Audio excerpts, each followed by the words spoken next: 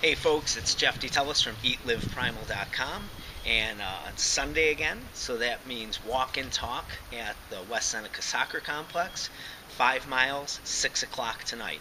Be there, everybody's welcome. We're going to get some nice low impact exercise in and enjoy the beautiful weather that we've been blessed with all summer long, and now I'm sure in crossing our fingers it holds up right into the fall. The topic for today's walk and talk is: when did your gym stop becoming a gym and becoming a fitness center? So this is the new trend. Nobody wants to be called a gym anymore. So I wrote down 10 of the more popular workout facilities in Western New York, and they go as follows, as in no particular order. But you have Planet Fitness, Fitness 19, Fitness 360, Catalyst Fitness, Southtowns Fitness, KC's Fitness, Fitness Factory, Best Fitness, Snap Fitness, and soon to be coming to the area, LA Fitness. Where's the gyms? Why don't any of these places want to be associated with the word gym? That is the question. Of course, I have the answers.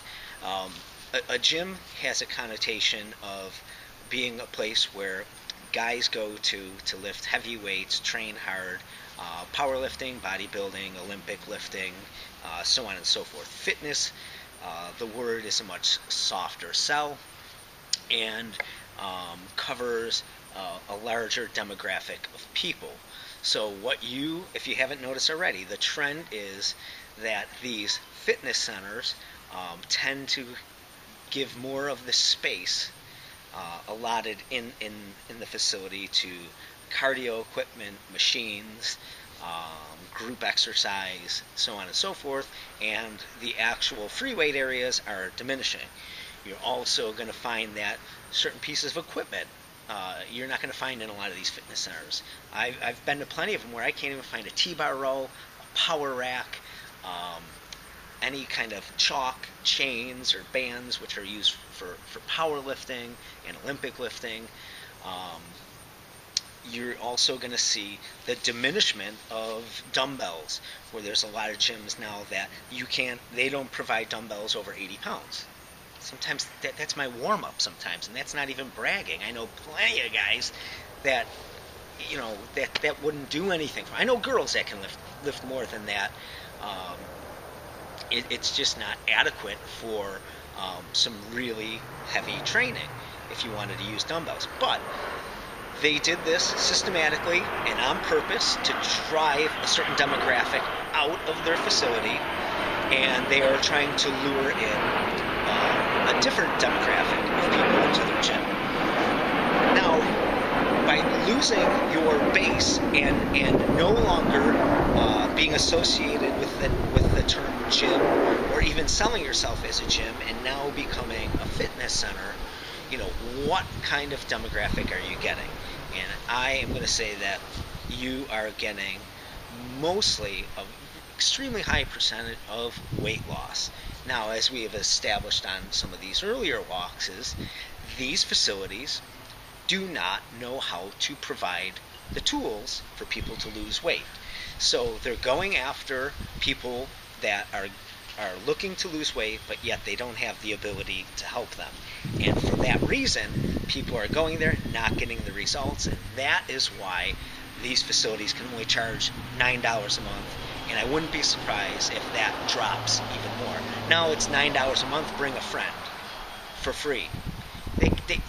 They will be paying you to go there, before you know it. And, we don't even have to talk about, what the insurance companies cover.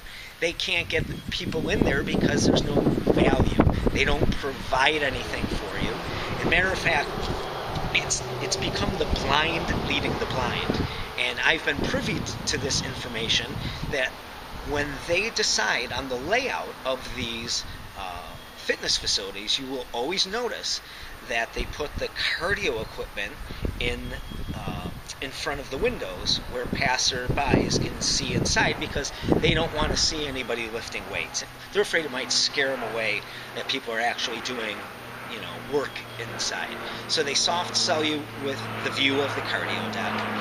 And then once you get in there, Even when they tour you, they don't. They almost pretend like the free weight area isn't even in existence, because they're so afraid that they're going to scare you off. Because a you don't know, you don't. Chances are you don't know what to do with all that heavy weight. So, isn't the point that the people that are coming there are want to learn how to exercise, how to use this equipment? Why do you think they came there in the first place? Now, the irony is that the way these gyms are laid out, they have chosen the equipment that's in there. They have chosen the designation of space in these facilities based on what you, the customer, uses the most. And we just established you don't know what to use. So you don't know what to use, so you jump on the cardio deck, you walk on the treadmill because you're not sure what to do with the barbells and the dumbbells, and these gym owners scratch their head and say, wow, people must really like the cardio deck. Let's give them a bigger one. Well, yeah, they like it because they don't know how to use anything else. Genius. They're coming there for you and some guidance on exercise. But you can't provide it because you don't know what you're doing. And then the whole cycle starts over again. People don't get the results, and you have to lower your price because there's no value in it. The other trend you're going to see are these gyms that are going to be trying to mimic, and they've been doing it for years now, trying to mimic CrossFit and put it into their big corporate gym. It's not going to work. You can steal their idea all you want. CrossFit works in a CrossFit facility for a whole host of reasons, which we can talk about tonight, but it's not going to work in your gym because you don't have a CrossFit atmosphere or business plan. You don't have a business plan, period.